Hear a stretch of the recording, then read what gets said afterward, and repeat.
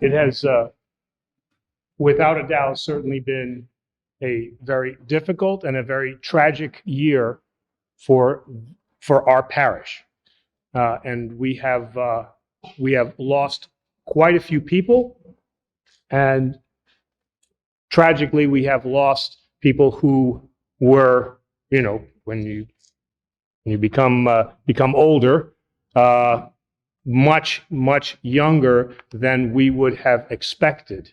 And unfortunately, we have several times this year had to see now parents who are burying children. And this is never the way that it's supposed to be.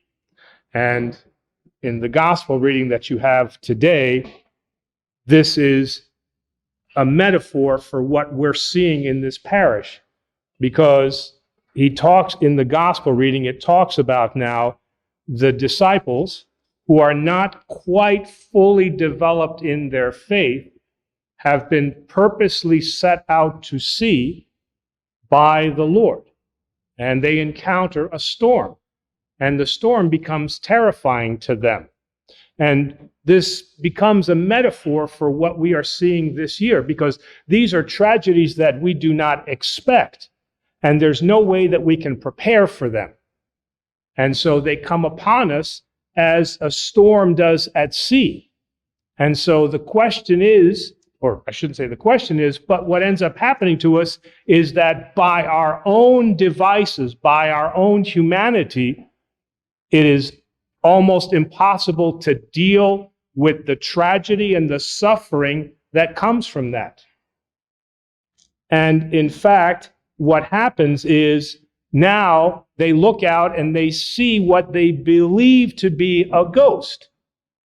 And many times when we face these tragedies, the first thing that comes to our mind is, who is it that has done this to me?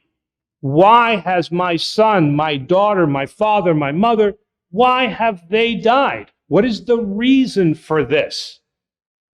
The church cannot offer a reason why, because that is only belongs to God. There is always a reason why it happens, but we can't see that reason. That reason is not given to us. So we see it as a phantom. It's not real. We can't understand it. But what the church can give us is the next line. And they cried out for fear, and we cry out in pain.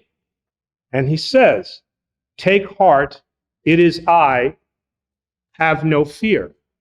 And the realization is that in our humanity, we cannot get past our tragedy.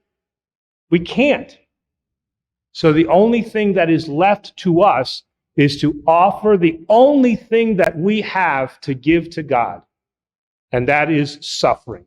The only thing that we have as human beings is our suffering.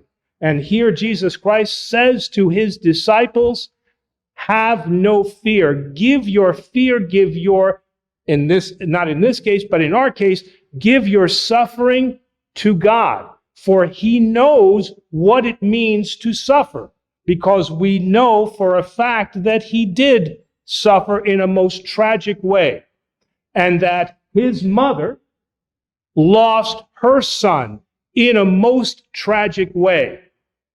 And so these are the only words that we have available to give us comfort. They don't give us an answer. They don't tell us why. They don't explain it. But what we have is we have the knowledge that the peace, the only peace that we can receive, is the peace that is given now by Jesus Christ. It is never helpful, at least in my experience, it is never helpful to receive peace that the world gives you. He's in a better place.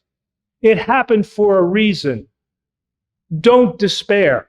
Those are human words that have no meaning, because this is not what I want to hear at this moment. Those are not the words that I want to hear. So the only peace that we can receive is the very simple words of Jesus Christ that says, I bring you my peace, have no fear.